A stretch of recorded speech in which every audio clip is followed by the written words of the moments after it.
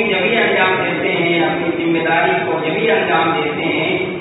جب ان کی عزت کی جاتی ہے، ان کا احترام کیا جاتا ہے۔ میں بھی ان کے ساتھ یہ بات آتے ہوئے